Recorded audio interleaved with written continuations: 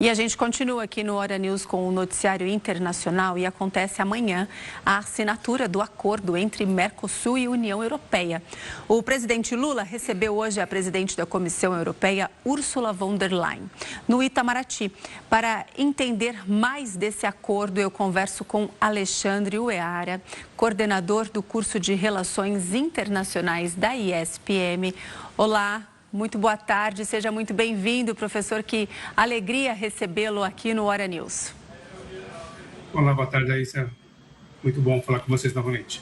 Muito bom. Professor, vamos lá. Amanhã temos a assinatura do acordo entre União Europeia e Mercosul. O que podemos esperar desta cerimônia e também daqui para frente, diante deste acordo, dessa união entre Mercosul e União Europeia? Bom, acho que dois fatores bem positivos. Primeiro é a própria assinatura, esse caminhar. Sabemos que não é o finalmente, mas é um sinal bem positivo, né, desse avanço que está acontecendo agora, depois de 26 anos, muito tempo aí. Me lembro que estava na graduação ainda, quando começava a estudar sobre isso. E, então, é um sinal bem positivo. Esperamos que, de fato, o comércio entre os dois blocos venha se intensificar a partir desse acordo.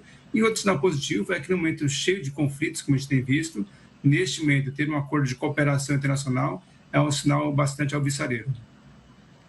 E, professor, o senhor acredita que essa pressão dos agricultores, essas manifestações que acontecem principalmente ali, França, Polônia, podem atrapalhar em alguma coisa este acordo?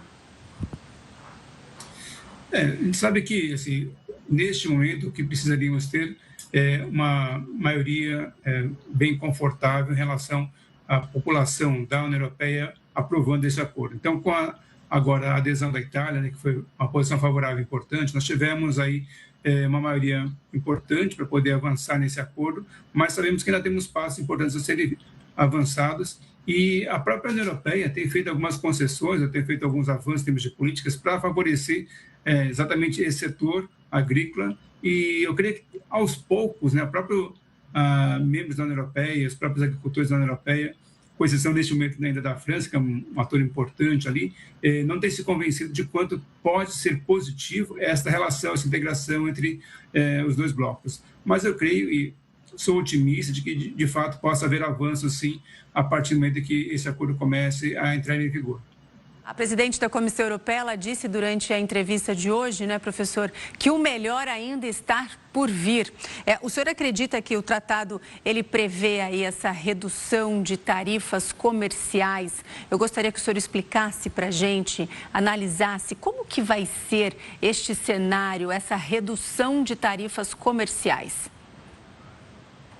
É um processo, né? Então, uma vez colocado em vigor, entrando em vigor o acordo, nós vamos ter aí alguns estágios a gente chama de liberação, né, liberalização tarifária, ou seja, redução gradual das tarifas. Então, não vai ser de imediato que todas as tarifas de todos os produtos serão reduzidas. Nós vamos ter um processo de redução, que chamamos de desgravação, beneficiando alguns setores. Aqueles setores mais existentes, como é o caso da agricultura, terão um espaço maior para essa redução, para que até possa haver aí uma acomodação, tanto aqui na América do Sul, né, no caso do Mercosul, como também lá na Europa. Então, a gente percebe que assim, existe todo um pensamento que foi formulado em relação a esse processo de desgravação, de redução de tarifas, para que haja uma intensificação do comércio, mas com impactos que sejam controlados em ambos os blocos. Então, não dá para nós, brasileiros, até me perguntavam se será que já de imediato vamos comprar eletroeletrônicos a zero, tarifas e tudo mais?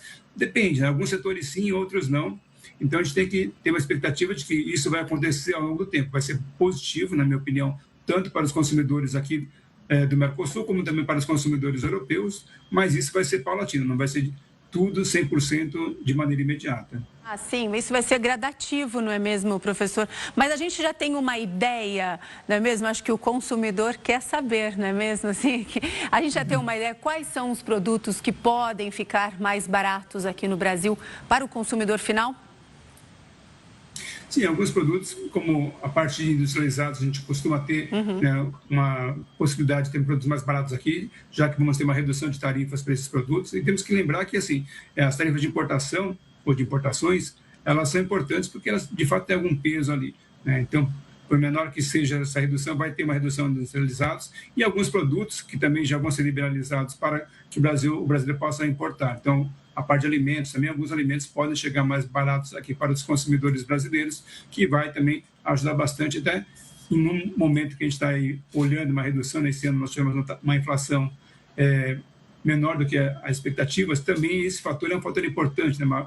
À medida em que nós vamos ter produtos chegando mais baratos, isso também pode nos ajudar aí a conter a inflação, que é um fator positivo para a população em geral.